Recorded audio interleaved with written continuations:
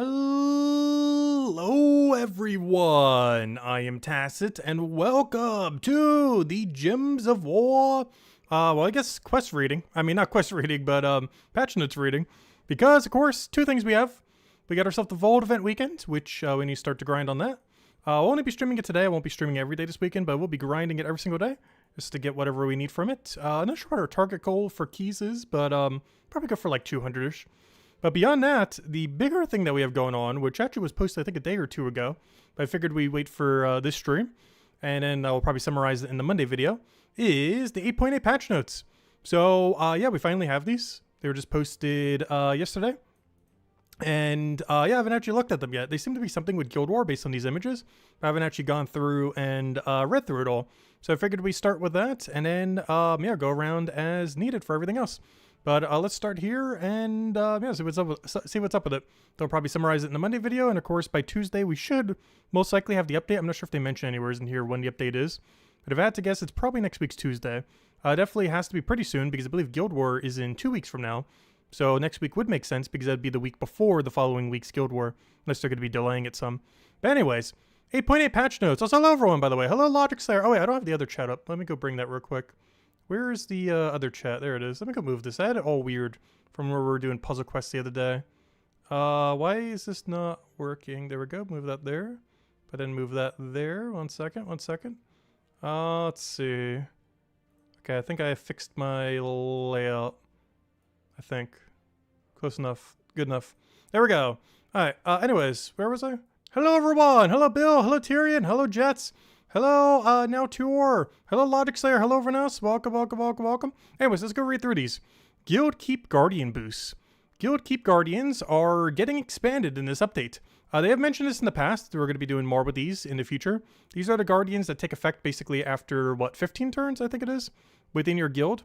They will end up triggering some kind of effect. And they mentioned in the past that they were going to do more with this. And this is them finally doing at least slightly more with it. Players will be able to give their Keep Guardian teams a helping hand to improve their effectiveness.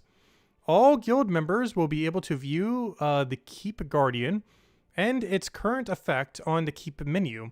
During the Guild Wars preparation, before the new event begins, players will be able to purchase boosts for their Keep Guardian. The Guardian boost menu can be accessed from the button in the Keep info area. Players can purchase up to 5 Guardian boosts for an upcoming Guild War. There are 3 types of boosts which can be purchased for silver marks. Alright, so not gems, oddly enough. Silver marks are something that you have like a billion excess of normally. Level 30 boost is 20 silver marks, and 50 then 70. All those are really low level though. And this just does like a different effect or something? Because if you're just powering up the very first battle, that's not really doing much at all. Because the team composition of the very first battle is horrifically bad.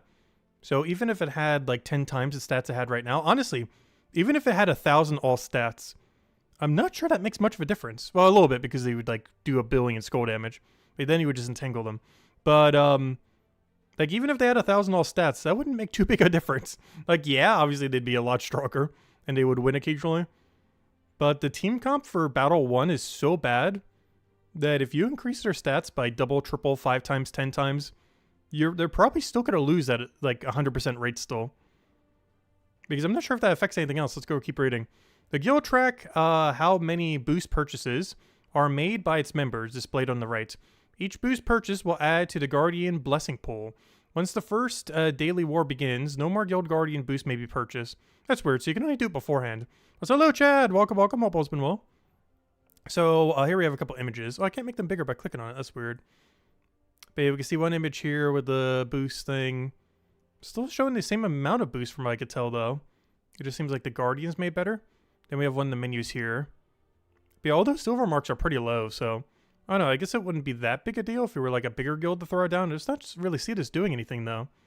And here we can see a bigger image of the other one, where you can have up to 135 boosts. I'm not sure if it goes in randomly or how it distributes it. For every 3 boosts a guild purchase, they will get a skill point for the Guardian Blessing. These skill points unlock a specific order. Life, armor, attack, magic. Okay, so it goes through the weaker ones and stronger ones. Up to a cap of 135 for the whole guild. As the guild blessings are unlocked, They will apply skill points to the guild member's attacking team during the daily wars. Alright, so does this affect all battles then?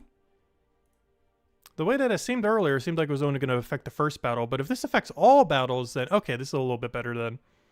That sounds kind of annoying, because doesn't this just help the defend teams, not the offense teams? So now the offense teams will have even more of a struggle whenever it's a really bad week. Luckily, next week isn't that bad. It's red, or technically 2 weeks from now. It's red Guild War, which is the strongest layout we've had since Guild War has, come back. However, we're going to get a really bad layout again, like a specific kingdom that has almost nothing going for it, or something similar. And when that does happen, all these additional stats could be quite a bit annoying. Though for this particular upcoming Guild War, probably won't make too big a difference. Every time your guild's keep guardian team appears in a battle to defend your keep, it will consume 1 of your guild's keep guardian boosts and last for 1 battle. Highest level boosts are used first. Again, this boost will level up. Oh, wait, so is this just the guardian battles? Because this makes it seem like it's just the guardian battles now, looking at this one. Because that's going to do nothing. Having a higher level guardian means absolutely nothing. Each day during the event, your guild's total number of keep guardian boosts replenishes to the original total your guild members had purchased. Okay, so it resets every single day back to normal. That's still useless though. When the Guild Wars event ends in the for the weekend, the guild boost reset to 0, of course, and they will need to be purchased again for the next event. Makes sense. Remember, the gate is always defended by a guardian team, and any location that does not have a player defending. So yeah, it's only going to be the gate battle then, which does basically nothing. Oh, this is huge though, this next one. Guild Wars results menu. I wish this would have launched with it because it's hard to see how good or bad everyone in your guild is doing. So now you should be able to go see that with all this. This is basically all the info we had before. Potentially even with some new info that wasn't here before, as far as previous Guild Wars system. But players will be able to view results and information about previous daily Guild Wars. The new daily Guild Wars results menu is accessed from the main Guild Wars menu underneath leaderboards. There are 2 tabs in the result menu. Guild, view your guild results, and personal, view the results of your own previous guild battles. Nice. Players can view the guild's daily war results with information such as leaderboard ranks, ELO ratings, daily war score, ELO change from the result, total battles, morale bonus, conquest bonuses, total number of keep defenders, keep location wins versus number of battles. Ooh, that'd be interesting info. And guild member performance score versus wins. And this is the main one to see how people are actually doing. And to see who's cheesing only doing the first battle. Assuming that this also shows score. Because I noticed this also, this only mentions, okay, yeah, it says score and wins. So yeah, you wouldn't be able to see if someone's just spamming first battle. Guild Wars. Other. Players can now view their guildmates defend teams within the guild keep. Oh, that's going to be cool. So you can kind of see what everyone's defending with. This is actually not even possible in the previous Guild Wars. This is something really new. As even previous Guild War did not have this functionality. If no, as well as some of the functionality up here. A lot of this is brand new. Some of it was already the same like this and a few others, but quite a handful of it's completely new compared to previous Guild War system. If no team has been set up, there will be a pop-up message to let you know. Grace period for 2 days after Guild War ends. Players will be able to collect their daily war rewards for the final day, as well as any uncollected personal Guild War rewards. Once the grace period ends, any uncollected rewards will be mailed out like normal. Before it was just mailed out like normal with like no grace period to go grab it immediately. Review next Guild War rewards. Players will be able to access the Guild Wars reward menu to view the rewards of the next Guild War event. This is nice because you'll be able to see what the upcoming legend is. For example, at this current moment in time, I believe we still don't know, unless the spoiler threads have it, but I believe we still do not know what the red shiny trip is. The red legendary shiny trip for next season, or for next Guild War. I don't believe we currently know that info, but this would allow you to be able to see that, along with being able to purchase the Guild War medallion in advance, because they want their money. But yeah, you'll be able to see what the legendary is beforehand, so we'll know for sure if it's Tesla or not. No, it's not going to be Tesla, but I'm curious what it will be. We have increased the base gold and silver marks reward for winning it. Yeah, those were pretty pitiful how much it was before. Only the gold marks was really worth it. But now the gold itself and the silver marks are increased as well. So that's nice. Base gold marks was increased from 10 to 20. Oh, wait, it's increasing gold marks too? Wait, I read that as gold and silver marks, not gold marks and silver marks. Wait. This is huge. You got to win every guild war now. Wait. We got to start winning. We didn't win last guild war. We won a lot beforehand, but wow, we need to start winning. They have doubled the amount of base gold marks. I thought that was referring to gold, but it's referring to gold marks. Because they worded that a little bit weird. But, yeah, that's huge. That's basically just a flat doubling of gold marks. As well as silver being doubled, but it doesn't matter as much. Those are still useless. We have changed Purple Keep Guardian of Darkness defendability to create 3 bleed gems instead of 2 terror. Okay, they have nerfed the purple layout to Oblivion. So what color is bleed gem? Is bleed purple? I would assume bleed would be, you know, red. Because this is a new gem type, right? I don't think we've seen bleed gem before. But would bleed not be red? Is this really a purple gem? But also, why on earth would you replace out terror? Terror was actually good. You should have made this, like, you know, a lot more of them. Only 2 is pretty pitiful. But, yeah, that's a complete nerf to purple layout. We have added confirmation message when a player fights on a location they've already defeated. Oh, yeah, thank you. I've done this at least once, if not twice. Accidentally doing a battle on a location I already did. Now they made it so you won't accidentally do that. And if you do, there's a message to tell you that that's what you're doing. So you don't accidentally do it. When a player selects a location to fight, it will now display a path on the Keep map to display what the new areas would unlock from defeating that location. Okay, just better information for that. I feel like there's already pretty obvious, but it'll make it even more obvious. Monolith filter. Oh, this is good. Because those were kind of annoying to have to go through. Normally I would just do it based on location because the actual page where you go to all of them is kind of clunky. But they're finally doing some adjustments to that. This affects normal PvP, not Guild Wars. But searching for specific monoliths just got easier. The monolith menu has had an update to match the newer UI style in the game. Similar to the collection menu, there is now a filter button on the right-hand side of the menu. Players are now able to filter monoliths in multiple ways. By region, by buff type, though you could kind of already see it from regions by going into an area. Buff type will be nice because obviously you want to go get all your magic, or maybe you want spell reduction or something. By searching for the monolith's name, and by active, inactive monoliths. Nice. This is by far the most useful one. But I guess by region, I guess could help some too if you don't want to keep going through the menus, as it might be quicker doing it through this menu rather than going all the way out. But by buff type is definitely the most useful one because it will allow you to find all the magic buffs, all the reduction buffs, all the whatever buffs that you're looking for. So that's going to be nice. You kind of already did that before because you kind of memorize where they are, but it's good if you don't know where they are or just want to get to them quickly. Or maybe doing some different buffs than you normally would be. PvP season ended summary. So this is the 11-week-long PvP seasons that basically go on forever.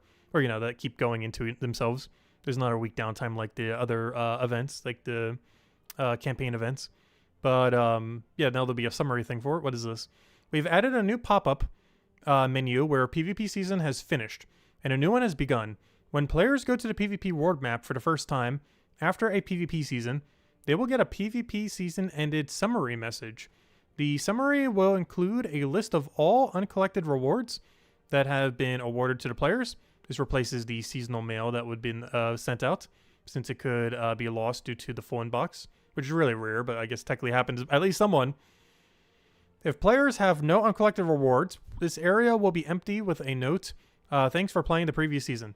The PvP season summary will display your end of season PvP icon conversion, the overall VP earned from icons the player had in their inventory when the PvP season ended, so when they get converted into the new season VP. This will show how each rarity of the icons has been converted to make up the total VP amount in a help pop-up window in the menu. Players can return to the PvP season ended pop-up menu after closing it from the PvP world map near the mail button on the right side. Okay, so you can kind of check it whenever. This button of the PvP map will be available for 1 week, so the first week after a PvP season if you want to check it again. Yeah, there's the PvP season ended with the summary that you can check at any time for the first week. And here's just showing the VP amount of the lesser conversion, which is like, what is it again? 33%? I don't even remember. Because I could have sworn these were like, what, 3,000 or something? So it goes all the way down to 1. Or is it 5,000 that goes all the way down to 1? Because that's only 20% then. Wow, you get like nothing for them because I believe this is 1,500 and this is 5,000. But yeah, they doubled that. It used to be only 10%. Are they really only 20%? I always used them up before the end of the season. But wow, are they really as low as 20%? That is sad.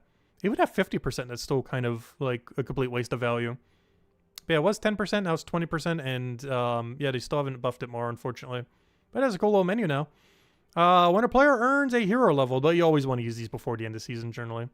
Try to use them to get a first place in your bracket so that you can convert them into gold marks, basically. As well as it saves a bunch of time on grinding on a given week. And just choose like 1 or 2 weeks to go and do that on across the 11-week period. Which is way better than letting them roll over to the next season. When a player earns a hero level, they will go through a new hero level up sequence. Oh, they finally changed this menu. This menu has been like this for, gosh, several years now. It's one of the older menus that they haven't actually reworked, so I guess they're finally doing that. The new sequence has been updated to match the new UI style for the game. Yep. All level-related rewards, example, the new feature unlocks for the Avenger Path, or weapon unlocking from a new Gem Mastery, will be displayed in a single menu, alongside any skill points increases and Gem Mastery. They also added a new background that we've never seen before, because that's not of any kingdom or anything. It looks pretty cool. I like it. Looks clean. Not gonna be seeing this too often because we level, like, what, once a year? No. Obviously more often than not. Feels like once a month, though. To the victor. Oh, here are all the new achievements. These look pretty easily. You just have to win 25 quick battles, match PvP battles in any region. So this you would get done just by doing your PvP dailies over the course of a week. Win 10 Guild War battles. This would get done over the course of a single Guild War, as long as you have at least 50% win rate across that Guild War. And if not, you would get it done within 2 Guild War. And then win 5 Monolith battles, which is basically just do your Monolith daily literally once, and you will end up getting that. So yeah, all 3 of these are really free. And all of them, except for the Guild War one, you could do the day of release as well. With the Guild War one obviously taking place once the next Guild War rolls around. New Kingdom spoiler? No, I don't think that's New Kingdom banner. Sometimes they add new backgrounds for specific areas. Like they did that for some of the crafting areas like Soul Forge and some of the shops and PvP and a few other things like that. Some areas in the game just get their own unique background. And this might just be the own unique background for level up screen now. That gets used exclusively just for that. Though normally they're inside of a location, this is the first one that's like outside area, which is kind of interesting. Because every other image like this is normally in a closed off area, like a Coliseum one for PvP, or like a, you know, a closed off forge for Soul Forge, or like inside of a shop for the shop menu, where it has like the little magical shop thing. But this is the first one of these that's outside of an area, like, you know, like a natural area, if it's not associated to any kingdom. General changes. Players' PvP teams will be saved within a region for specific restrictions, as long as the player has created a team previously. Nice. So that means you don't even need to go and do your team if you can re-snag the same spot. It'll just be saved from the previous week, or from one of the previous weeks. Because the way that this is worded makes it seem like you could do it across several Guild Wars. So let's say you defended for, I don't know, Goblin like 5 Guild Wars ago. And then you decide by, you know, the 6th Guild War later that, oh, you know, I'm going to go defend Goblin again instead of like Green or whatever else. Then you go back and your team should already be saved from when you last set your Goblin team. So that's pretty nice. I would sure hope it would save that far back, but I don't know, we'll find out. I would definitely save back at least 1 week. But the way this is worded, it seems like it will save back indefinitely for every location. As long as you've set one previously for that location. Added a new Heroic Gem for a future campaign. I assume Bleed Gem if you're adding Bleed Gems to the thing. So it might be a Bleed heavy season. Bleed is not a bad effect. The problem is there's not really anything good to utilize Bleed at the moment. So if this next campaign is going to be really Bleed heavy, maybe that's going to finally fix Bleed. Because Bleed in theory is not bad. It's basically just super strong poison. Because poison is a 50% chance to do 1 damage, which is effectively 0.5 damage per turn, but it lasts forever. However, Bleed, if you can maintain it, is up to 10 true damage per turn, which is not a small amount of damage. 40 true damage to all enemies per turn, as long as you can keep it on them. So this, if next campaign is indeed Bleed, from that new Bleed Gem thing, that could finally be what we need with enough boost ratios and Bleed options that hopefully have true damage. One of the biggest issues with Bleed right now is there is a lack of troops that both do Bleed and a decent amount of true damage. They tend to do one or the other really well. It's very rare that you have both. So maybe we'll finally have some things that we'll be able to do both if that is what the next season will be. Anyways, bug fixes. Disconnecting from chat from the world map causes soft lock. Reward animation, missed the first reward of the campaign stars. Morale bonus showing 30 instead of 27. PvP gold mark region bonus not displaying and not being rewarded. Awaiting confirmation on the details of the fix because we haven't had it Guild War yet. The Y button icon is upside down in the Vault rewards. That's funny. On the Nintendo Switch. How do you even do that? How? How would that even happen? And Cliffy errors in PvP caused by the opponent's troops not being transformed. If any further information is confirmed, we will update the patch notes. All right, there we go. That is the 8.8 patch notes. And I don't see it anywhere here, but I would assume this is Tuesday. Due to some delays and issues outside of the studio's control, a number of bug fixes have been needed to be pushed back to 8.9. Wonder if we're getting 8.9 this month. I highly doubt it. Because they've been trying to do one per month lately. But yeah, this patch of 8.8, all of what we just read, should be on Tuesday. I'm not sure if they confirmed that anywhere yet. But it should be next week's Tuesday because they got to get it out before next Guild War. Which means they're probably going to get it out next Tuesday then.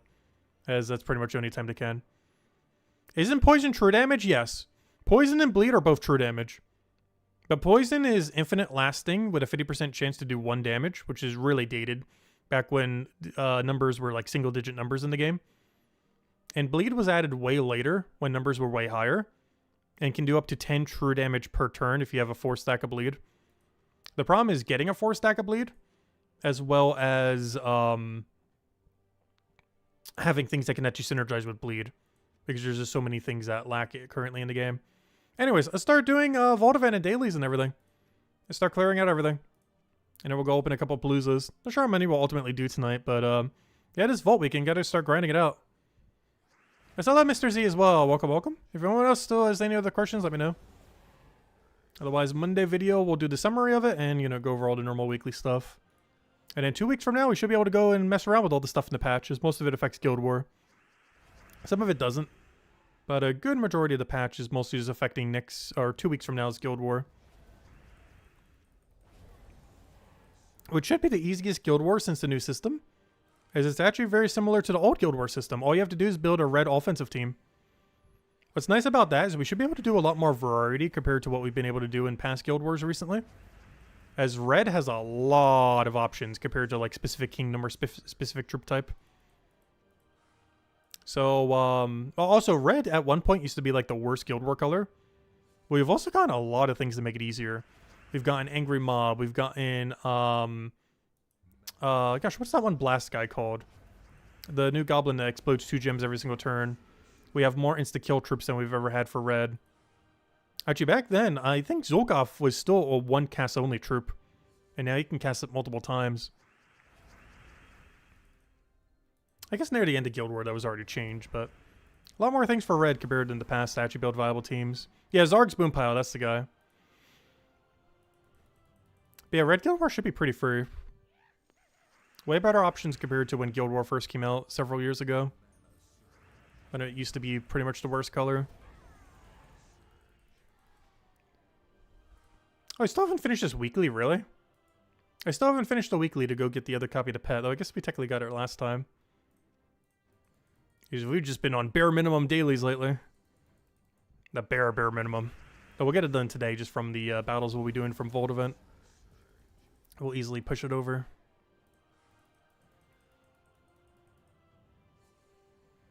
The other reason why that's low is I don't think I've been doing Underspire. I probably should have a little bit more because it's Vault Weekend. Because now we're going to have to waste a little bit of time to do it at some point this weekend instead of Vault Weekend. But I've still been buying the torches for it. I just haven't really been doing that many of the battles. Really need to, though. I think I went for middle completion, so I went for just the silver this week. Alright, so that's everything relevant here. Deep Delver we might do. Or we could also ignore it. Just a little bit of EXP. Campaign's been done. Oh yeah, next week. Next Monday. Oh yeah, next Monday's gonna be huge in that regard too. Actually, I might even do that for the video. Monday morning, if I have time, I need to go grind all of the wins. And immediately go get the new mythic with shiny tokens. To be able to get to shiny level 2, I would just need to get to here. So I would need to do like 90 battles real quick. Yeah, that should only take like, what, half an hour? Because we could easily win 3 a minute. Yeah, it would take like half an hour to go unlock that. I need to do that Monday morning.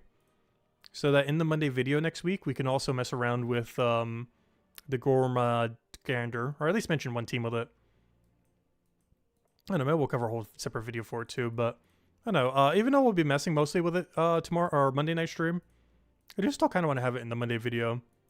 As this is pretty much the biggest feature from the previous update. Not from the most recent one that's coming soon, but the most recent one that added previously. That ended up adding the new campaign system thingy. Yeah, we finally get to utilize it starting next week's Monday. Alright, let's go clear out everything else we need to go do. Underspire, let's just go buy our battles. 50 torches a day. We're in like, what, Zone 2, Zone 3 right now? Oh yeah, we're like stepping through Zone 2. That's fine. Wish we were a little deeper than that, but that's fine. Because the problem there is gnomes don't end up appearing. Oh, we already hit the trap. Boo. Oh gosh, web. We got web. Let me go get the cleanse medals. Then we'll go clear through PvP, and then we pretty much go Palooza spamming. Oh yeah, we need to go do the other event too. Don't forget to be doing that too. I have been keeping up on it. But the Beast event only has 3 days left. Oh, so specifically this Sunday, there'll be some free gems in the shop thingy as well that you can get from it. It's not a lot, but better than nothing. Also, can we get a cleanse early? Come on. I really need to start running a cleanser or something on these teams. I just kind of hope that cleanse medal will be enough. But sometimes it just goes so slow.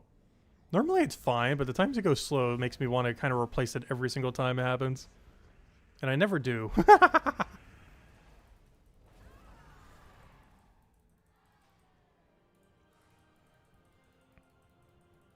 Because then you get battles that also just cleanses turn 1, and it's like, oh, why even waste a slot for a cleanser? Because we would have just gotten a cleanse anyways. But in other times, it takes like 6 turns. Let's see, we're like 3 turns in right now. Come on. There we go. I was gonna say, I hope we don't get hit by a Scolder. We're gonna actually die here.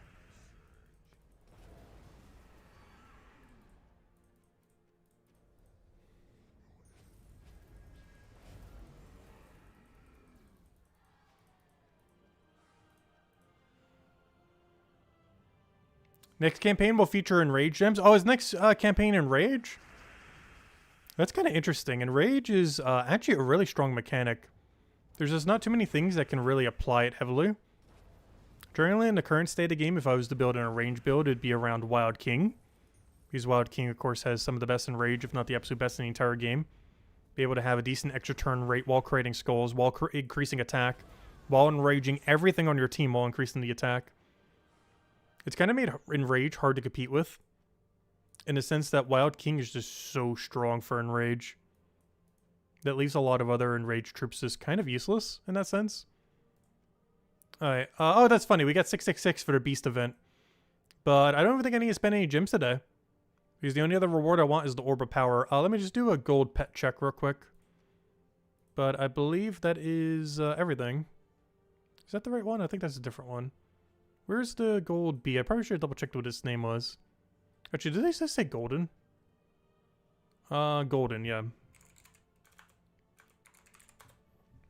There it is. Yeah, we got it. Alright, just making sure. So yeah, we can just do free battles then. Because the only thing left we need is the power orb. And we'll easily get that over the next 3 days. If anything, I actually spent 50 gems too much. That's fine. Because I should actually have that by tomorrow rather than Sunday. So we could have spent 50 less gems one of the days. But it's still pretty worth it for how cheap the power orb is. I think it came out to like 350 gems instead of 300. Still pretty cheap.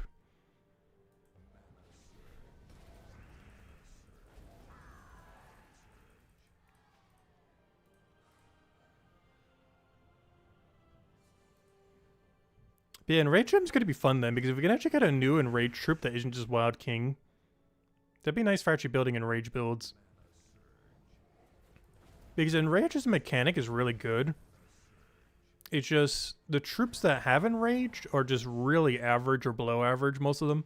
With a few exceptions. And those few exceptions are just so strong that you basically never run anything but them.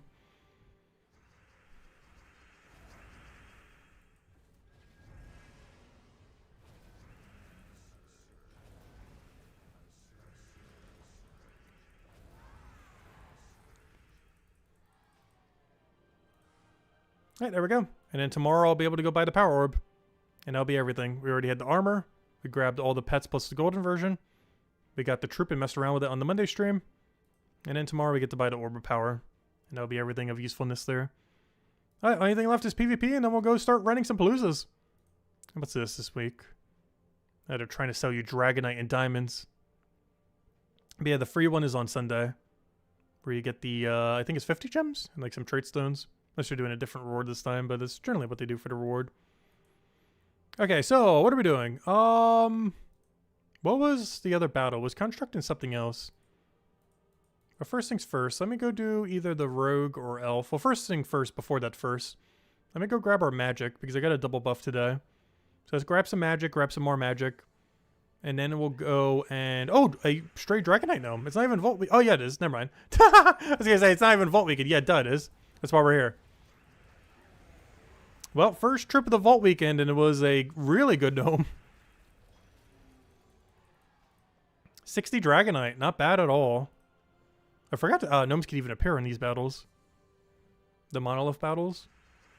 Oh, so one of the achievements in next patch is literally just to do 5 of these Monolith battles. Which is kind of funny because you get 6 per day from killing the Valhogs. So it's literally just do Monolith daily once. Scaling on achievements in this game seem to be all over the place. Sometimes they'll add an achievement that takes like a year. Other times they'll add an achievement that'll take literal seconds. Like the achievement that they're one to adding next patch, 1 to 3. Literally takes like 2 minutes. It's just to do 5 of these battles. I guess it could be hard if it assumes a full completion. Because earlier on in the game, it might be hard to kill the 5th battle. So maybe that's where the challenge comes in. Because it might want a full 5th completion out of it. Because that 5th fight is a little bit rough. So maybe that's what the achievement is then. But if it's just any 5 Monolith battles, that is so free. But if it's specifically the 5th battle of a Monolith, then okay, that makes sense then. Because as a newer player, this battle could definitely be a little challenging. Even with our stats, we sometimes lose this battle.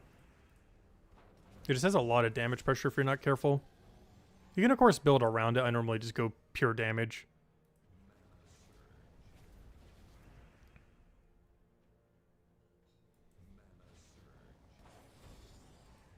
Yeah, we're actually getting, like, surprisingly close to almost dying here. It does that sometimes. There we go. Alright, let's go grab our other magic buff so we can get all of our Valhawk daily. And then we should be good to go.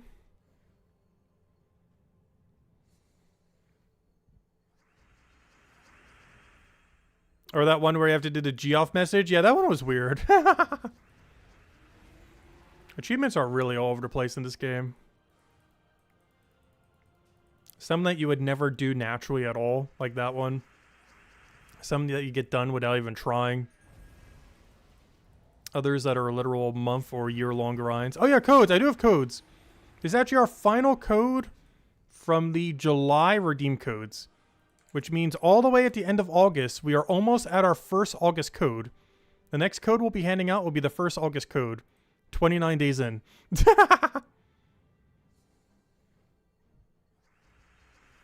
Because we're still slightly behind from when we were doing Brighter Shores and everything way back.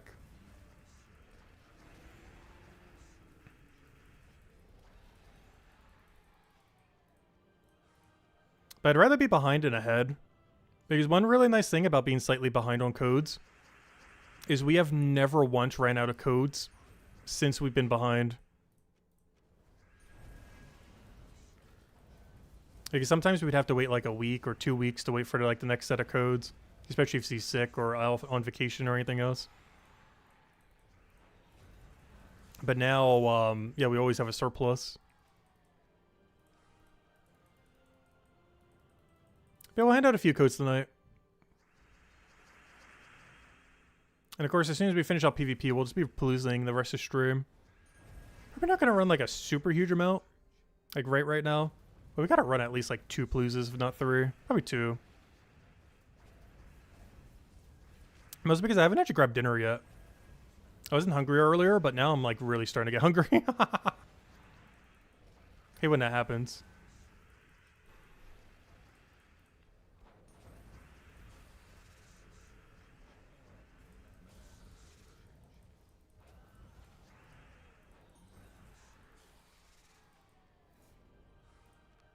Alright, we're good to go. Now, we gotta do either rogue or elf. They both sound awful.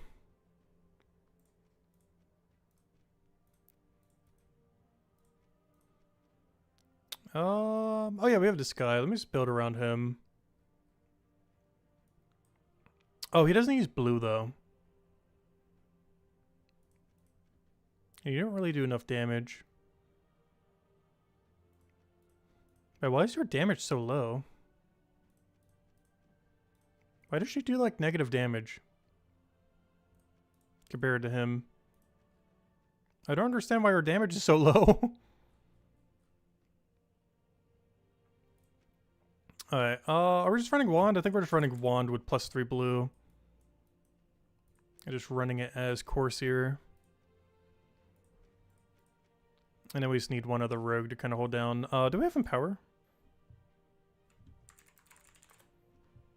We do. It's in the blue, though. Are both of you blue? No, blue to red. Perfect. That will deny the color I need, but I need it more for the other guy anyways. Give me like a blue-red banner. Even though we're denying one of those two colors. You know what? Just give me a double red banner. Alright, we're good to go. Now we're +3 blue, +2 red. Though we are denying our blue for the red. I don't think we change anything else here. Actually, I don't really need Captain McCall then. Guess we could go Archmagus or something else. Oh no, it doesn't really matter that much. I guess we get extra magic bonus. It's not a lot though. Oh no, we actually don't. Oh, I thought they got a little bit for Rogue.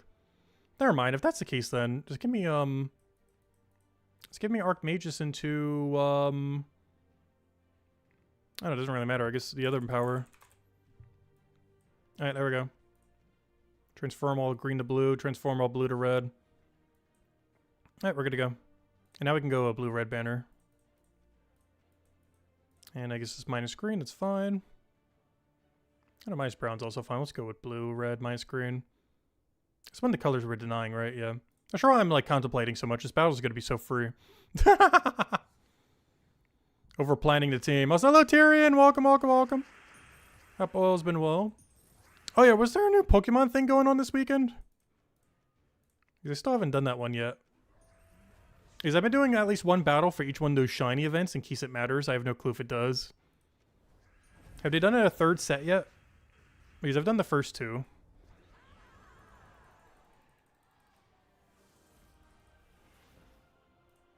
Oh, let me take that middle one. That is so much lower stats. Because ideally we want the lower stats just so we can one-shot them all immediately. Makes it a lot easier.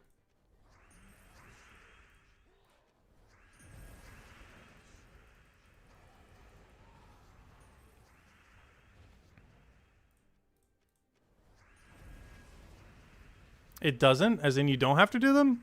Oh, I keep doing that just in case. I guess they have good loot if nothing else.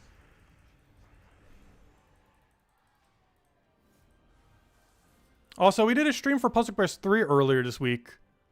And I do have to say I've gotten slightly re-addicted. At least to doing the dailies again. But I've only been doing partial dailies. I'm capping myself at half an hour of dailies on that game. If anything takes longer, I'm not doing it. The biggest issue with Puzzle Quest 3, though, on top of that daily system, is the way the game is set up is it wants you to check on the game like every 6 hours, which is really annoying. So I just do it like twice a day. Mostly because I do want to get a set of max gear. Though I don't think I'm going to be doing on the class I said. I think we're going to be doing it for Assassin, or OG original class. Because I was looking at some of the upgrade system and some of the material I have. And there's no way I'm going to have enough material in any timely manner to max out another new class. So I'm just going to go with our OG class and just kind of max that one out and min-max it. Which means we're probably going purple build for that game. I'm not sure if I'll start doing one stream for it occasionally here and there or what's going to happen with it, but I've been poking at it a little bit again. I haven't really played it much since it came to 1.0. I played it a ton in the beta, then once it actually launched, it was like, okay, I've kind of done everything there is to do. Gameplay for it's still a lot of fun, but still really pay to win. Though a lot more accessible for getting min-max gear compared to in the past. It's like Gems of War, though, in the sense that you really have to play for the long game. Like, you can't expect to play for a week and have, like, everything. Like, it's one of those games where after a year, you're pretty much, like, just getting into it. Especially if you're playing 100% free-to-play. Luckily, in Gems of War, though, you can get away with a lot more than that game. Like, as far as being understated and under-geared and everything. Like, Gems of War, you don't really need much to make a really, really good team. For some game modes, you do. But if you're allowed to use absolutely anything in the whole game, there's a lot of really good low-rarity stuff that just kind of carries you through the whole game. Like, you can live without ever having a single mythic in Gems of War and be perfectly fine for most things. You cannot do the same in Puzzle Quest 3.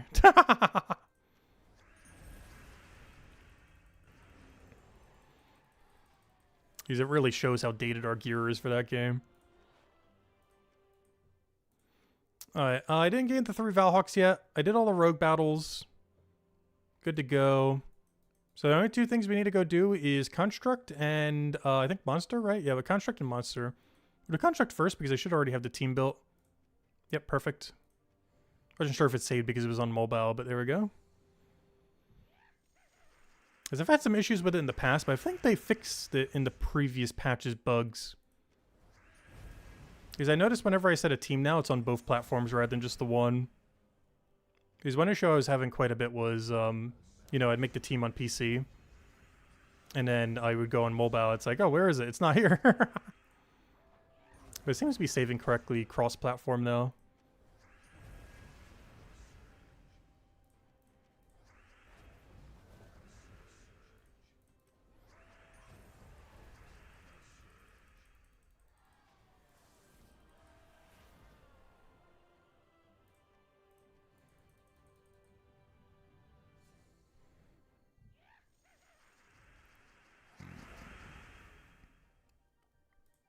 Oh, they've been overshooting it by millions? It's funny. Yeah, honestly, they're pretty good loot. I've just been doing one because I thought I had to do at least one. But, yeah, if I was still playing that game a lot, or, you know, the Pokemon thing, I would probably be grinding them like crazy. I just hate that they've been doing that with a lot of the Pokemon games. That being, they make the main gimmick of the region really hard to farm at first. But then by the end of the season, when it doesn't even matter anymore, or, you know, by the time the generation's almost over, they just, like, drown you in the resource. It's really annoying. I wish they would just make it easier to get from the get-go. Because they have a really bad habit of doing that a lot. At least this time around, the feature was at launch. Because Gigantamaxing for the previous generation didn't even exist at launch. You literally had to pay money for a DLC to get access to the feature. Whereas Scarlet and Violet, the Pokemon game, had it at launch. But the problem with it was the resource accumulation rate was very slow compared to what it is now after the DLC and just a lot of events that they've been doing to make it easier.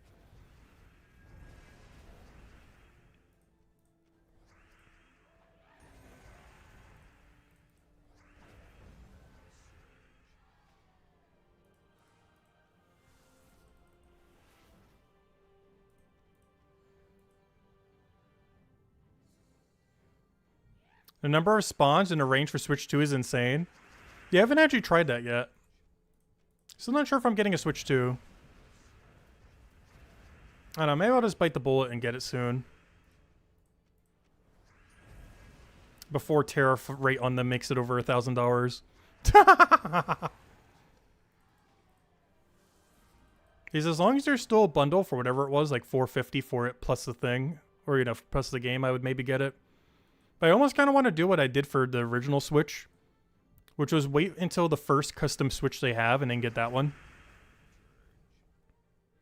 Oh, I didn't do it for the very first, but I waited until the Smash special one. And I'm kind of tempted to do that again this time around. That way you also know for sure it's not going to be bricked.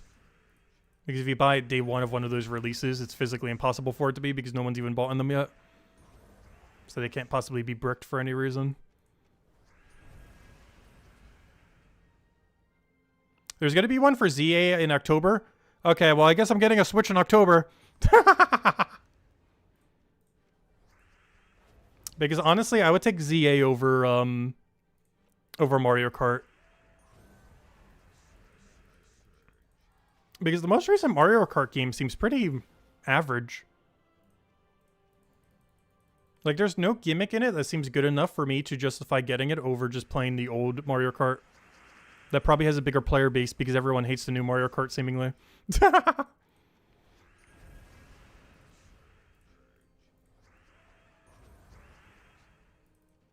I'm pretty sure the previous one still has a bigger player base. For two reasons. One, there isn't as many people who Switch 2, but also because a lot of people just don't like the new Mario Kart. So the previous Mario Kart game literally has a bigger player base. And I already own it, so it's free, technically, in that sense. Alright, all the battles done here. And then Monster 1. Yeah, it is true. ZA is only 70. But it also means I don't have to pay 70 for it. Because I still have never played $70 for a game yet. And I'd prefer to keep it that way. We'll see what the first game that ever gets us is. Realistically, it's probably going to be next-gen Pokemon, whatever that is. Or if the next Animal Crossing is also $70 or whatever it is. Those are probably the first games that would ever get me for more than 60. What am I doing here? I'm looking for a team that isn't awful. That doesn't help much. Why does this restriction have nothing? We do have Cockatrice, which is kind of fun. What do we have for high rarity? Why is everything so bad? Do I really have to build like a Megavore Arachne Weaver team? I'd prefer not to. What restriction is this? Monster? Oh, well, no wonder why I feel so bad. Yeah, monsters don't really have much going on, do they? The problem with monsters is more so their synergy with each other is non-existent. Like, there's a handful of good ones. They just don't really synergize well together. Because this basically makes it so you can run physical damage, but this is just true damage. Which conflicts with this making everything basically true damage. So you don't really need true damage because this already does it for you. Probably not worth building a poison build. That would be funny. Yeah, the options are not that good. Plus the immortals here are not the greatest. I'm just going to go down the immortal route though, I think. And to just go like Mana Link into whatever's not awful. Why is Link not coming up? Oh, because I'm under weapon. Cockatrice, sure, why not? The only problem is that's not the correct Link color, but technically, as long as we get to hero up, it doesn't really matter what the Link color is. Oh, wait, never mind. It's actually yellow. I forgot. This actually isn't brown. Even though it creates brown, it doesn't actually get bonus to brown. Yeah, you can just give me double Lasher then. You do true damage, right? I don't think any of these do true damage, oddly enough. I'm trying to think what color I really want. I want one of the base colors. Do we have, like, Water Link, I guess? Water Link. Yeah. They're all on horrible troops, though. If they're submerged, devour them. You know what? Let's go with this. Maybe we'll be able to get it. You never know. And then we just make class into just quick kill. And just change banner to like brown blue or something. Or about blue green. Actually, why do I want blue? I'm not even sure why I wanted blue now. Technically would have been better to have Fire Link or something. Fire Link. Just give me something useless with Fire Link on it. Yeah, that's good enough. Same color thing. And always go like double red banner just so we don't have to think. There we go. Nice and easy. And now just take red whenever you see red. And click Wand of Stars when it has money. Yeah, honestly, I think I might just skip Mario Kart. There haven't been too many Mario Kart games I've skipped. I've skipped Mario Kart 7 because I believe it was only on DS and Wii U. And I didn't have a 3DS or Wii U. I only had a normal DS and a normal Wii. I didn't have either of the two that was technically on. I did eventually get it from a friend on his 3DS that he didn't want anymore. But at the time, I never got it at launch. And the only other one I've ever skipped is the mobile one. Because it's the mobile one. But in my lifetime, those are the only two Mario Kart games I ever skipped. 7 and the mobile version. But I guess we're skipping 9 as well. Or Mario Kart World. It's technically not called Mario Kart 9. I guess the number was starting to get too intimidating.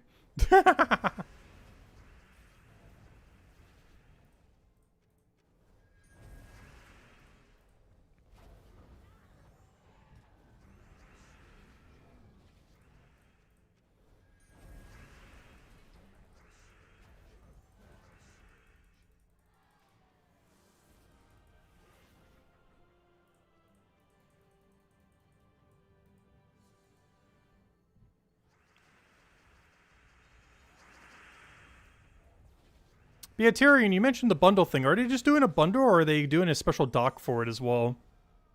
Or is it just a bundle? Because I'm pretty sure the first Pokemon game on Switch 1 got one as well. Though it was for Pokemon Eevee and Pikachu, which didn't really matter as much. Which I did eventually play, but I didn't play it when it came out. Just because it was basically a re-release of an old one, rather than a new game. It was a pretty fun experience, though. Like a more modern visual take on the game. Feels weird not seeing in pixelation. There's one moment from the Pokemon franchise that I remember a lot. Like playing Pokemon 1 and 2, but then playing Pokemon 3 for the first time ever. And it's like, wow. Because it wasn't like the first Pokemon game that had color and everything else. But it was the first one on handheld. And the experience was definitely so much different. Like Pokemon 3 compared to 1 or 2. After coming from 1 and 2. Like, if you were to go to, like, a modern game and go all the way back to it, it would probably look like nothing. But at that time, it was, like, revolutionary.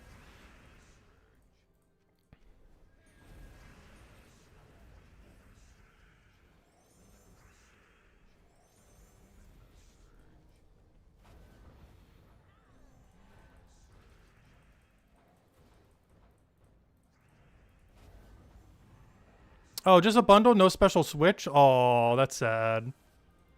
Maybe I'm skipping that Pokemon game then, though. I'm still not sure. Everything I keep seeing with Pokemon ZA keeps making me kind of meh towards it. Because I could already see it's not going to be the same type of fun that Pokemon Legends Arceus was.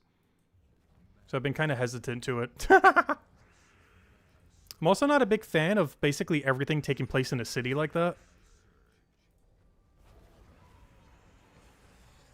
Compared to a lot of different environments. Like, obviously, they'll put a bunch of different environments in the city. But it just seems weird compared to the alternative. Right, are we done with PvP now? I think we are. Let's go ahead and add another code. And I think it's finally Palooza time. There you guys go, enjoy. Let's see. PvP daily, check. Check. PvP season, check. Collect. Everything else good to go. Anything else in here? Immortals, none need to be upgraded. Still missing 2 somehow. I don't know, should I go open them? Or should we save them for a good burning chest? So burning chest honestly not that bad this week. 2 really good ones. We have Ossifer and Infernex. If this one was also good, I would definitely go for it. I think I'm just going for the random pulls though. Let's go test our luck. We're going for it. Oh, come on, we still end up getting it. No! I opened these to avoid this trip, not to get more of it. Bronze icon is completely useless. Gold marks are meh, but we're better than that. Please stop with the bronze icons. It's 3 of them. Hey, 20 of that other guy. 50 of Scorpio souls. That's not bad. Unfortunately, this mythic's kind of meh. Like, it's not the worst thing in the world. I wonder what its fully maxed out trait is, because maybe it's 4 times curse poison. Because if that's the case, that's actually not horrific, though we are not getting that ever to level 30 at the current rate at which they're being upgraded. And some use of silver marks. That was horrifically bad, other than the 50 immortal for the Scorpion. At least we can upgrade him now. I think we were using him for something this week, weren't we? Can't remember what game mode it was. But we're using them set up like a double insta-kill this week for some game mode.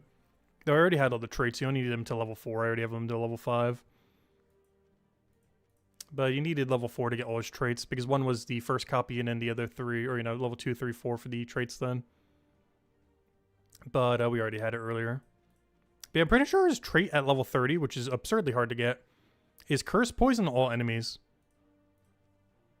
Which is honestly not that bad. Especially for something that really needs poison boost ratio team. Like any kind of team setup like that. Anyways, let's go do Vault Weekend. We're like, gosh, how far into we already into this stream? We are almost an hour into this stream and I haven't opened a single Palooza. Well, let's go open them. I think we're only going to do 2 then. But let's go do them. That's every daily, that's every weekly that we need to go do completed. Other than Underspire, but that's later. Oh yeah, there's one thing though. I'll probably do it later though. Does the guild need help with the raid boss? They do. You know what? Let's do it real quick. I'm just kind of using a quick kill Beatrix team. Oh, these battles real quick, and then we'll start our Tupalooza. Because I was just going to do this later anyways. Might as well do it now. We adjusted the team slightly just to give her mana a little bit better. But otherwise, same premise of team. And just Beatrix till they're dead. Use the Boss Slayer to kill the boss outright.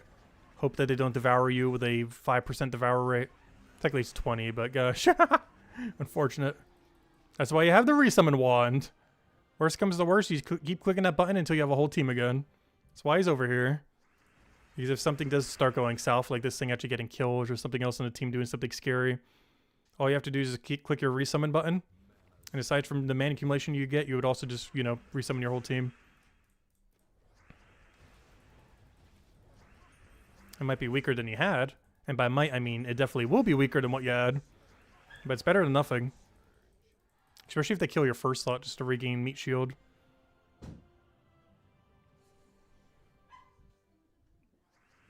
Yeah, you're more likely to get the feature troop. But we didn't get any of the feature troop and all that, because that orc guy was the feature troop for the previous PvP season, not this one. And all that, we didn't get any of the feature troop. I do wish they would add some kind of mechanic there that would make targeting some of the older ones a bit easier. That isn't just those like big burning mark chests. Because the biggest issue with Immortals is I thought they would only ever add 1 per season. But they keep adding 2 per season, which is really, really, really annoying. Because one of those 2 is always going to be absurdly hard to obtain.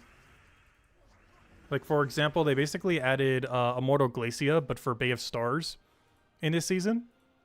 But you're never going to be able to upgrade her like you did with Immortal Glacia, because it's not the featured Immortal. So your Immortal Glacia might be like an absurdly high level, even if you didn't buy the pass. But this new one, like, you'll be lucky to get it to like level 3 or 4 by the end of the season.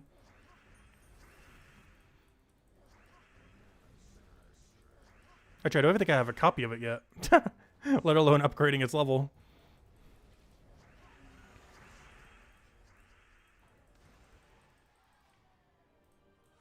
Oh, so we're right back at where we started battle-wise. I want to do these battles now because it'll probably be the last day I got to do these battles to help out the guild. Because by the time I log in tomorrow, the guild will probably already have it done.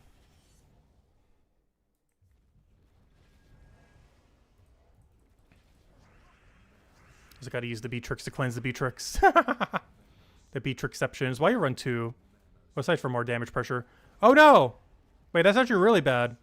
He killed my, oh. Did we just lose? That hasn't happened before. Yeah. Well, that's a problem. I have to let him take a skull. And then hit him. Then deliberately let him take a skull again. Oh, I can't drop it correctly, though. But I need to let him take a skull again, but not a Doomskull skull, just a normal skull. Doomskull skull kills us. Perfect, and now we win. What a weird battle. 6 HP Beatrix, all we need. That was a very sketchy battle, wow.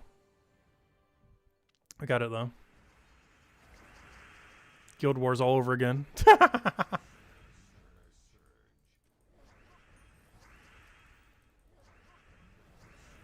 Alright, next time we really got to make sure we kill the boss immediately once we have his mana.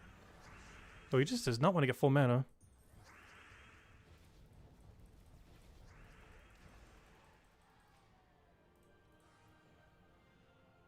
Did I see the promo vid yesterday? Which promo vid? I don't think I have. I haven't really been keeping up with much of what's been happening with it.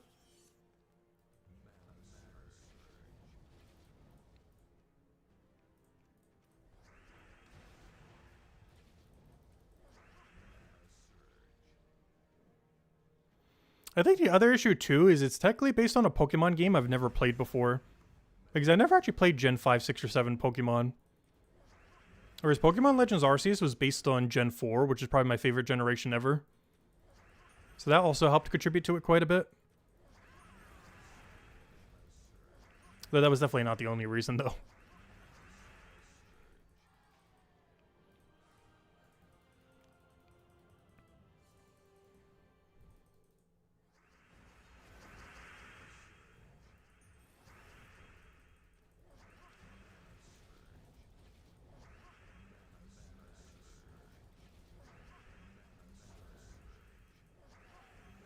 Oh, so can he get full mana already? It's the second battle in a row where he's just taking forever to get full mana. Also, this guy's Devour rate on this is way above 25%.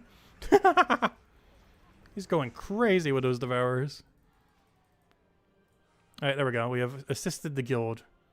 And yeah, I've gotten all but the final 2 rewards. Which, of course, we'll have by the end of the weekend. Oh, Pet Orb. Nice. Alright, let's go hand out a code. And I think it's finally Palooza time. Since we've been taking an hour to do everything else, I guess we'll just run 2 Paloozas then. Where do you guys go? I'll hand out another code after each Palooza then. Or between them, because I'll do it in between on the other one. Alright, now that every daily is finally done, and every weekly of relevance, let's go do, Palooza. Let me just make sure I set up the team real quick. Let's do it right over here. And we'll roll with 2 of them. See what we can get this weekend. They already started pretty strong with the Dragonite Gnome out of nowhere. Mostly want to see some more Verse Gnomes and stuff like that. Of course, still using the really quick kill Dust Devil team. Ironhawk Dust Devil. Still the best thing to be running. And we got a free Verse 1. Unfortunately, that's the one I have way too many of.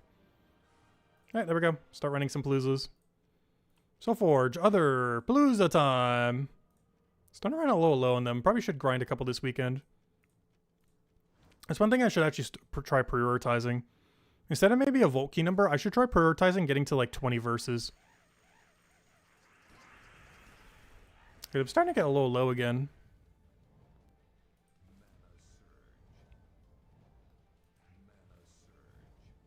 Oh, he might run away. Nope, no run. But he summoned a dragon that's really annoying. Everything about that gnome is so annoying. He's so tanky. And then he summons something else that generally doesn't get one-shotted. Because a lot of dragons are really high rarity, which means they'll actually survive the attack.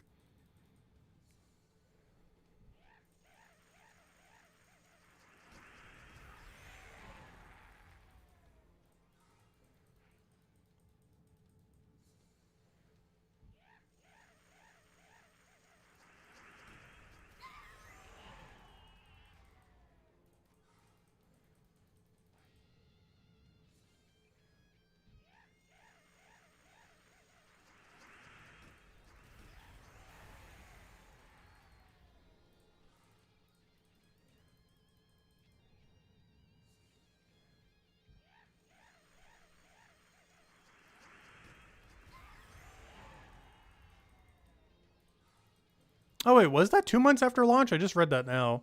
I didn't even realize it was that much after launch. Oh nice, there it is. Verse 3, that's the one we need the most. Nice. Alright, well we already got our Palooza refunded. And we're only like a minute or 2 in. That's exactly what we want to see.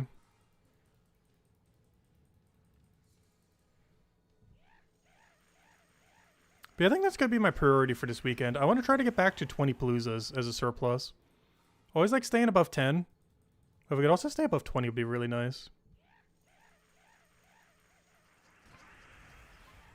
Just have a reserve if we ever need it for any reason.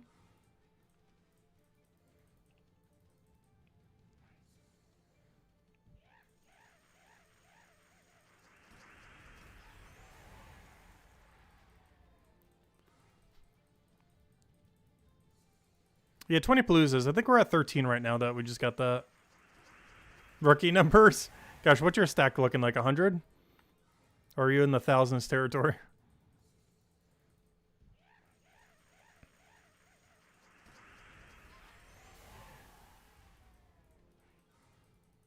Well, if you completely max efficiency it, I think it's like 2 or 3 sets per hour.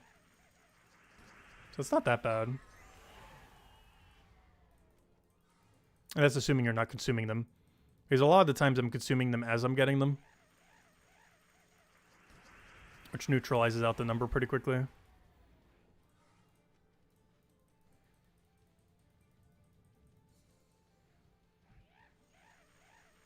It was Mega Halucha. Oh, they've been revealing the new Megas. Yeah, I never played any game that had Mega Evolutions in it. For Pokemon.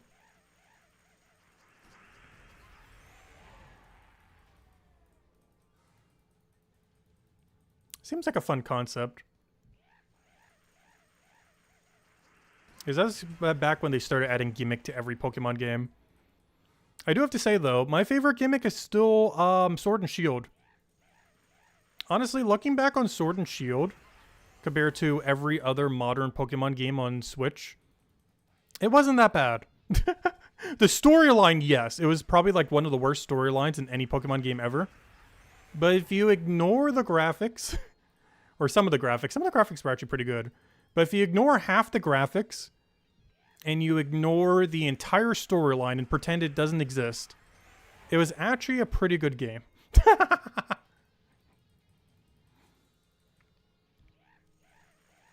Like, looking back at it, other than Pokemon Legends Arceus, as far as like the mainline Pokemon games, is probably my favorite one in the Switch, between Switch 1 and 2. It's mostly because the gimmick was the most fun, the Gigantamax gimmick.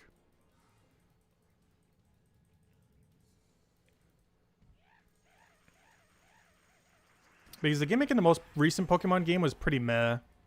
Like the terraform thing. Like, it's fun at first, but then you actually do a bunch of like actual competitive battles with it, and it's probably like the worst mechanic they've ever added to any Pokemon game ever. Like, casually for a first playthrough, it's like, oh yeah, this is kind of chill. And then you actually do like actual battles against real people, and it's like, oh yeah, this is like the worst mechanic to ever exist ever.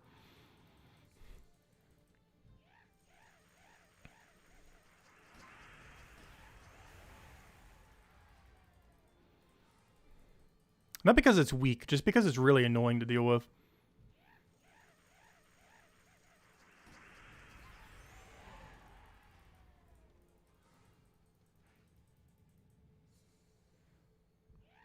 The video reveals look cooler than the game? I need to check it out later then. Hello, Draco. Welcome, welcome.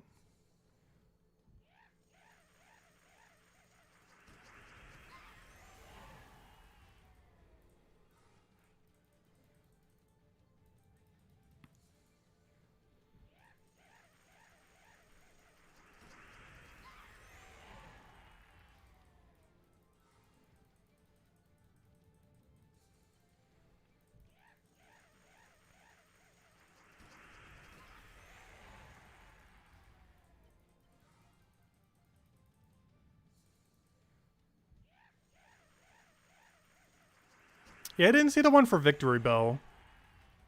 I think I've seen an image of it, but I didn't see the trailer that was for it. It looks like a gigantic sack.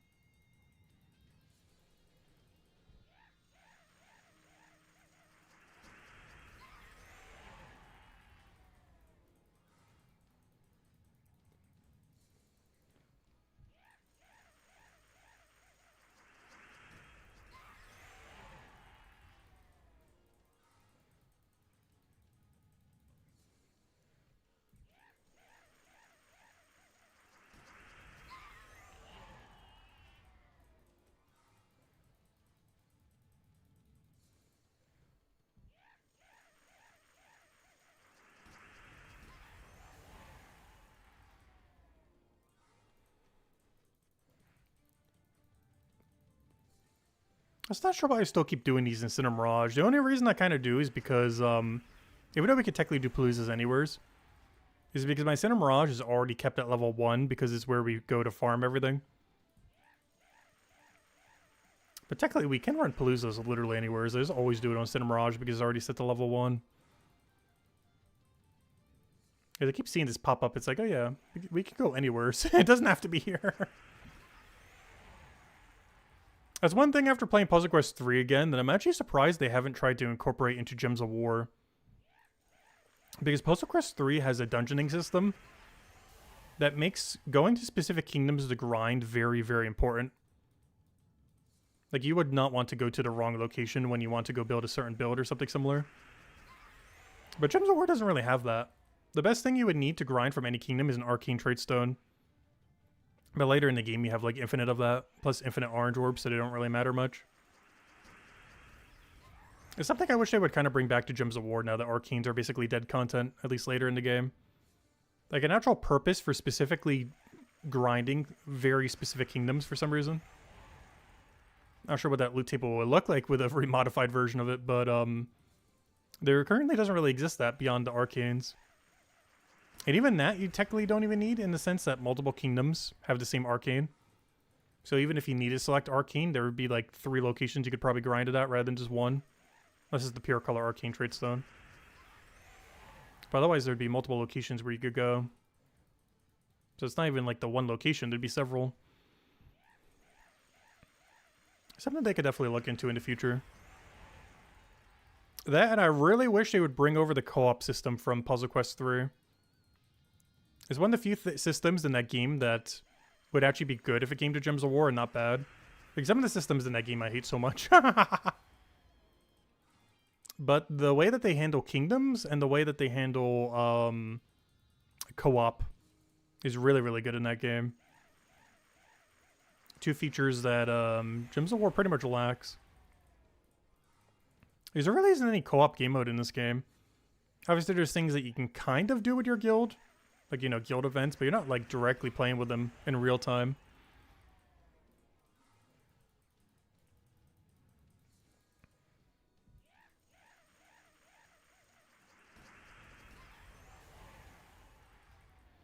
Also, it's pretty funny in Puzzle Quest 3 too, because there's so few people playing that we make leaderboards without even trying. Like, I was all the way at the bottom of some PvP leaderboards, and I was still in, like, top 100. Which was really funny. It was because in Gems of War, if we did the same amount of contribution to PvP, we'd be, like, rank 70,000 or something. Actually, now I'm kind of curious. I want to go check after this Palooza. What PvP rank are we right now? I basically have done bare minimum dailies for PvP this week. And I bet we're at, like, 20 or 30,000 rank or something.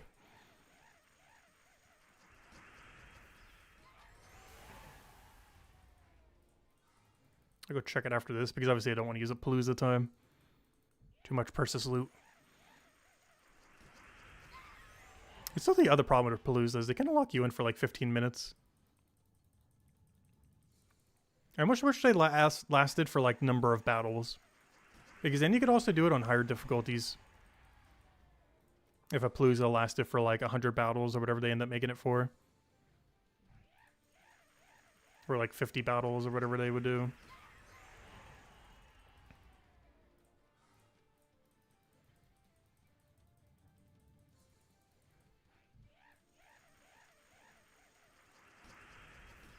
Because whenever I do Paloozas off stream, when I occasionally do, I wish I could like split it up. Like do a few minutes here, a few minutes there. Because the second you crack one open, you're like, have to be locked in for like 15 minutes straight.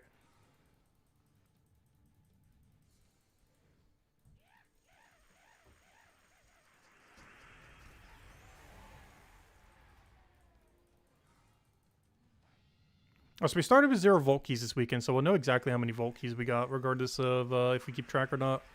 I've been doing that a lot lately, just so we kind of know how many we're getting. Ooh.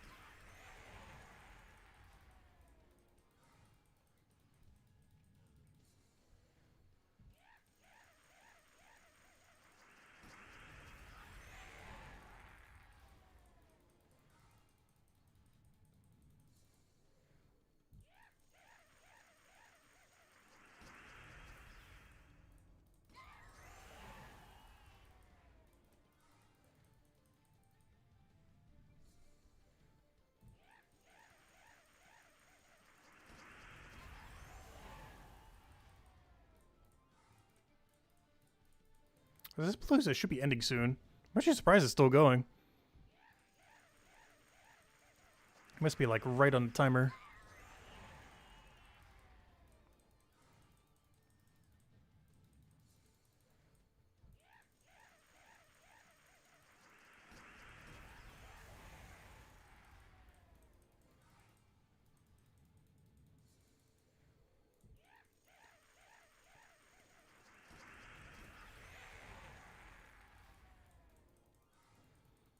First time you tried to deep delve setup for Vault Weekend and loving all the extra gnomes. Yeah, oh yeah, I forgot to go set those up for this Vault Weekend. We did it some last Vault Weekend, but I didn't bother setting it up this time around. But yeah, you can use them to get higher high tier gnome rate on the treasure rooms. I still don't feel like they're that worth doing though. Just because of how many extra battles you have to do to get there and everything else.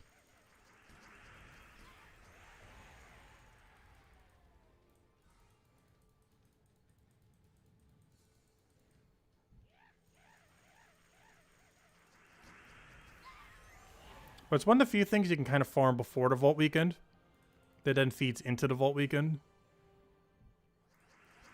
Alright, there we go. Right, on to the next one. I'm gonna go check something first, though. What was I gonna go check? I was about to go check something out. I forgot what it was. Oh, yeah. We've done bare minimum dailies. We were talking about Puzzle Quest 3. So in Puzzle Quest 3, I did bare minimum dailies, and it was already ranked like 70-something. And I was saying in Gems of War, would probably be ranked like 20, 30,000 or something, let's say. I'd even check. I know, we're actually quite a bit higher. 1,500. That's a lot higher than I thought we'd be. Though there could be a lot of people that don't do that many dailies, I guess. But I was expecting like 10-ish thousand. That is surprisingly higher than expected.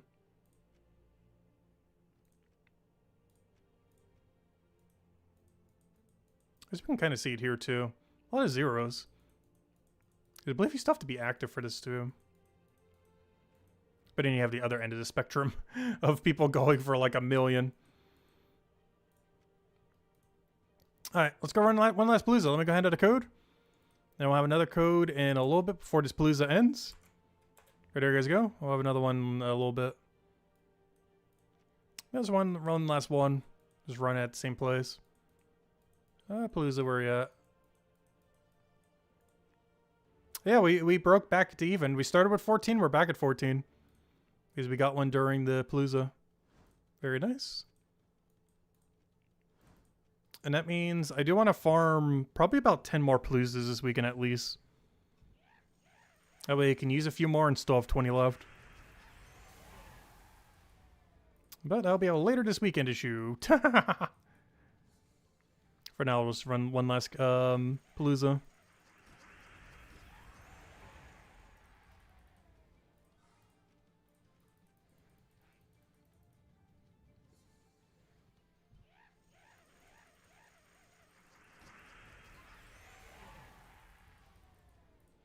Yeah, I've been doing Vault Weekends quite a bit less lately. Like, I still grind them, but I don't, like, mega grind them anymore. Well, it's because we're in a pretty good position to already have basically everything in the game.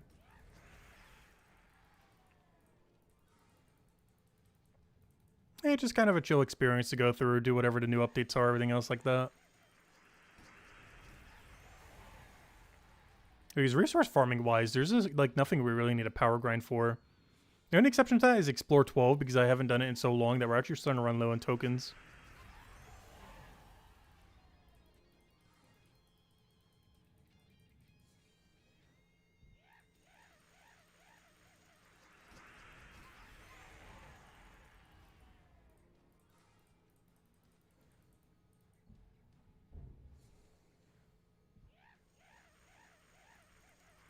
Oh, the too much commitment thing? That was for the Underspire thing? Yeah.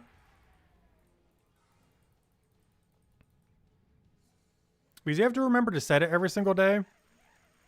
And then do the battles up to the room.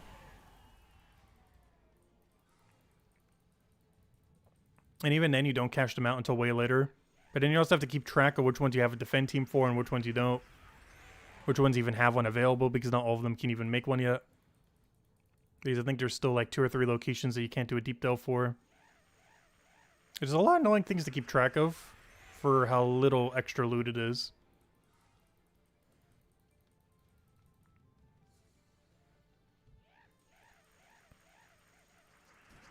It does allow farming like 2 sets of Paloozas within like 10 minutes though. Not counting all the setup prep. But once it's finally a Vault Weekend, within about 10 minutes you get like 2 Palooza sets. If not more, depending on how many you set up.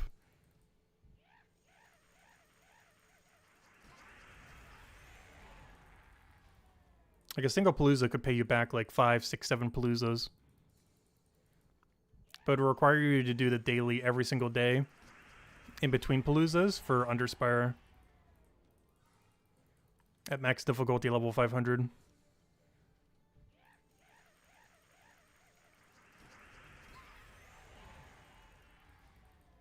Like, it's definitely worth it if you want to do it. But it's one of those things that's like right on the borderline of it. Where if you completely skip it, you're not really missing out on much.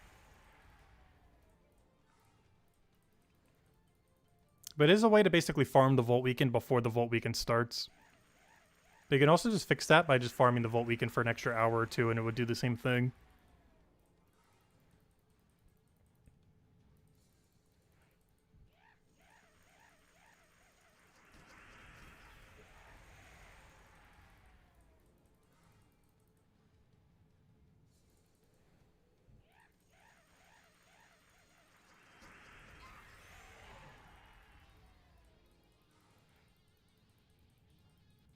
Hey, let me go get the code ready for when we go hand it out in a little bit. Hand it out in like 5 minutes, I think. But if anyone still has any other questions, let me know. And game plan for this weekend is to grind a little bit more off stream. On Monday, we'll mess with basically everything that's coming out. Next week is actually really busy for Gems of War. We're getting 2 new mythics, one on Monday and one on Friday. The Monday one being the campaign shiny mythic, and the one on Friday being the standard, Friday mythic. Beyond that, we're probably getting the patch on Tuesday. The 8.8 patch that we're reading over earlier. All summarized probably in the Monday video. And then the week after that, we actually get to do the patch because it's mostly Guild War changes. There's a few things that isn't Guild War changes in it, but most of it's just Guild War changes. Things they were mentioning that they were going to add to Guild War that they finally got around to adding.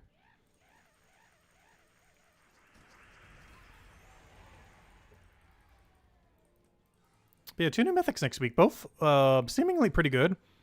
Haven't actually seen what the Friday mythic is yet. But the Monday mythic is basically just shiny Megavore. It's weaker than Megavore in some situations, just stronger than Megavore in some situations. It's basically an alternative. It requires more conditions, but if it gets those conditions, it's lower mana cost than Megavore.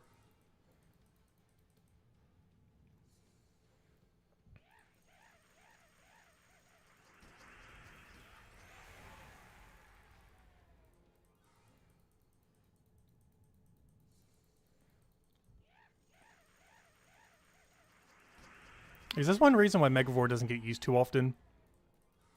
24 mana cost and no follow-up at all is pretty bad for him. Like, what his ability actually does is really good. It's just very rare that you can get enough value from it compared to a lot of other high momentum things in the game. Mostly because you have to give up your turn for it. And then it's just one dead troop on your team that doesn't do anything after you cast. Like, it sets you up to do a lot of damage. But it just requires a lot of setup to get there. 24 mana cost and an end turn is not a particularly quick ability. It's among some of the slowest in the game. Especially now that we have things like Maelstrom Dagannoth that literally just insta-kill per cast. Which is kind of crazy that they added it like that. It's still something that I still haven't fully wrapped my head around. Like Maelstrom Dagannoth existing. Like, I still show it in some Monday teams, but I personally don't really use it much. But it is insane how good it is. Like, compared to obviously killing everything simultaneously, it's generally not worth it until you get to like the really high level ranges for various game modes. But when you do get there, gosh, it just insta kills everything with like free infinite mana, but auto extra turn. It is insane how much value it has. I'm actually surprised they didn't make it like a higher power orb cost. It's still in the 8 like any of the other ones. Like, out of any of the power orb mythics, you actually get it first. It's not between like Etherix or Zolgoth or anything anymore. It's just immediately get Maelstrom Dagannoth. It's just so good.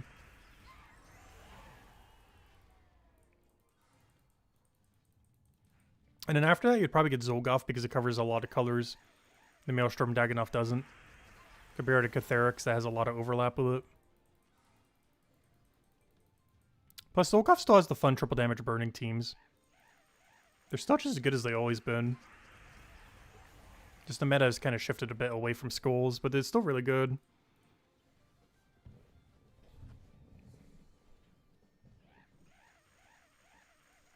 Now, let me go hand out the other code. Or slowly start handing it out between the loading screens. Oh, so this is the first August code. But there you guys go. Oh no, actually the second August code. The other one was the first August code, but there we go. Even though we're at like the last day of August almost. There you guys go, enjoy. But yeah, that'll be the last one for now. Until Monday. I guess technically we might be streaming on Tuesday as well, because we're probably getting the update that day. There's just not that much to go over with it, but I still kind of want to do it just to kind of mess around. If nothing else, we'll go get all the new achievements.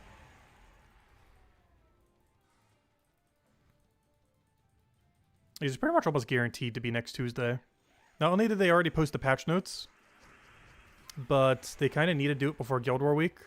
And that's the final week before Guild War Week, unless they delay Guild War from its currently in-game schedule time.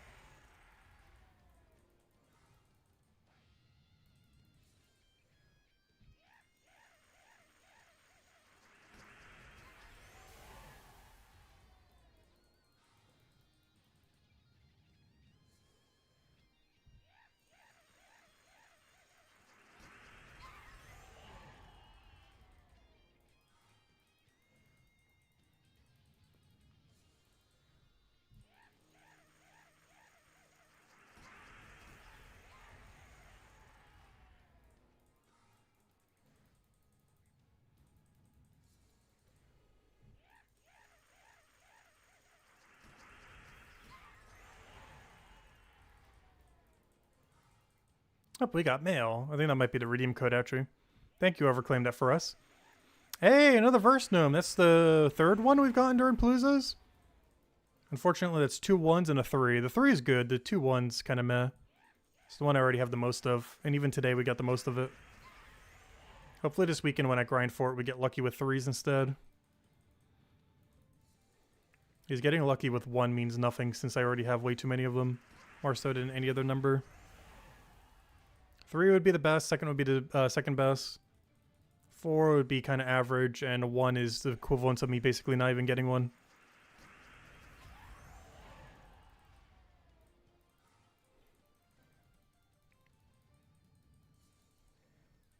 I think we need like 60 or 70 of almost every other gnome for it to even catch up to how many ones we have.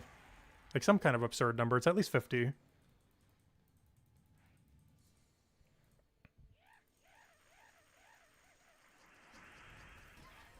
Of each, so it's like 150 in a sense. Just for every other gnome to catch up to verse 1 gnome.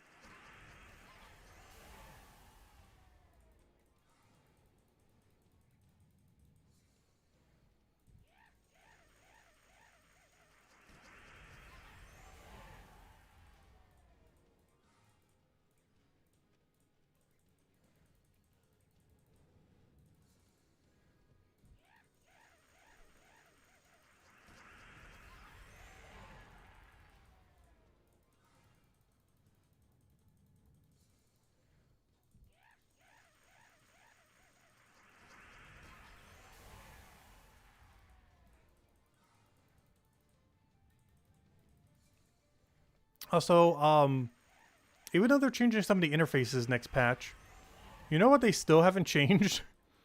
The ability to see the gnome timer in battle. Or even in like your settings menu or somewhere. Come on.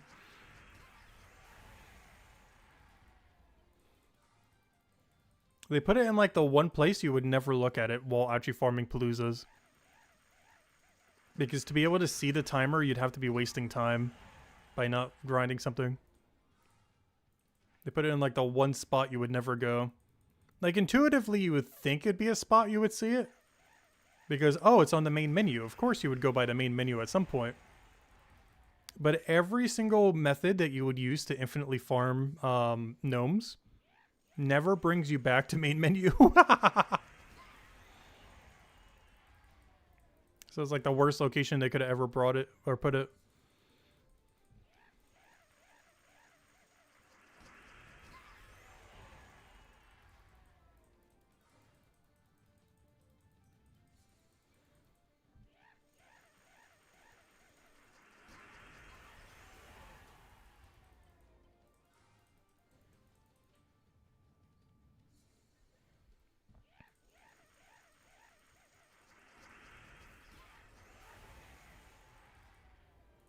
Oh, that was it. I wouldn't know because there wasn't any timer there. But there we go. I definitely got to use these before the end of the weekend as well. What do I have, 4 of them? I guess technically 5 if I go to the other one real quick. What was it? I don't think we really need it. Just do a quick delve. We'll go for it real quick. Why not? Why not a delve? I'll hand out one last redeem code as well for anyone still sticking around.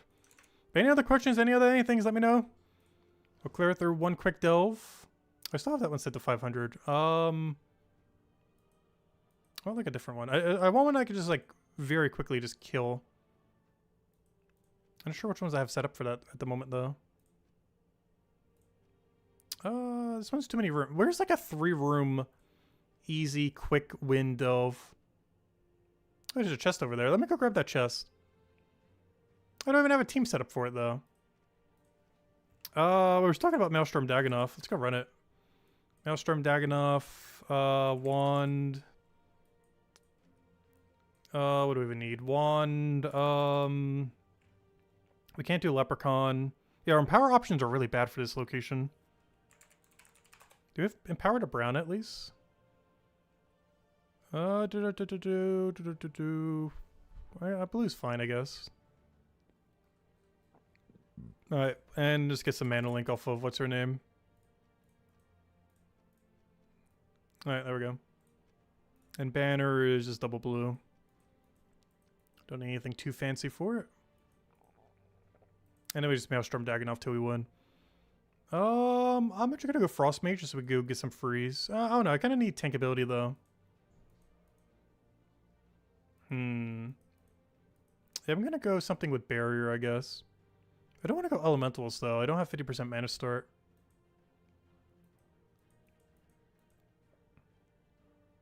I guess we just go Geomancer then. It's probably a Geomancer route, even though I'm not using a single other construct on the team. For just heavy skull reduction and the barrier on brown. Alright, should be good to go. Don't think we need anything else. Which I could have gotten blue-brown banner. I don't think it's going to matter that much for what we need to go do though. Yeah, so I think it's red to blue if we ever need it. And we just start one-shotting everything.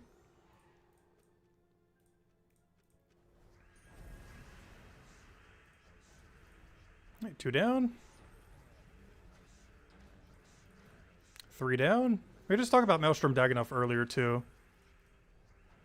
I don't use it too much because we don't tend to do like super high level things like this too often. But look at how much it just decimates.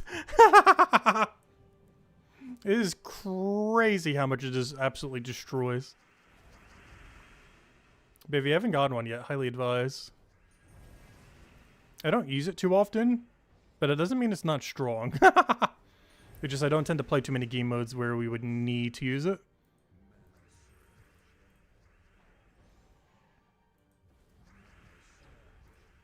But this is definitely one of them where you would. High level Underspire, I mean Underworld. Or Underspire, if it's an Underspire week, he could be used, but obviously Underworld is normally where he could be used. It's like the main location you would tend to use him. Alright, let's go see if we can get a gnome from this. Gnome or no gnome? Nice! We did get it! Verse 2. It came through. Yeah, I'm not sure what in the code is making it do that. But if you go for your gnomes during Vault Event Weekend, they are indeed better. If you go for like your loot rooms in Vault Weekend, the chance of them being a verse or something else really good is surprisingly high. Oh, that's not what I wanted to do. No! I meant to cast the other one. I meant to do this. Yeah, there we go. And since we need to do it for the daily, let's finish this one too. Because it technically came here for the daily, not for the chest, but figured we'd do both already here. Kill it out so we don't get silenced, so we're already blessed, so I guess that doesn't matter. Get our blues, it should be auto extra turn. Kill that out. Get all of our brown. Do a wand, because why not?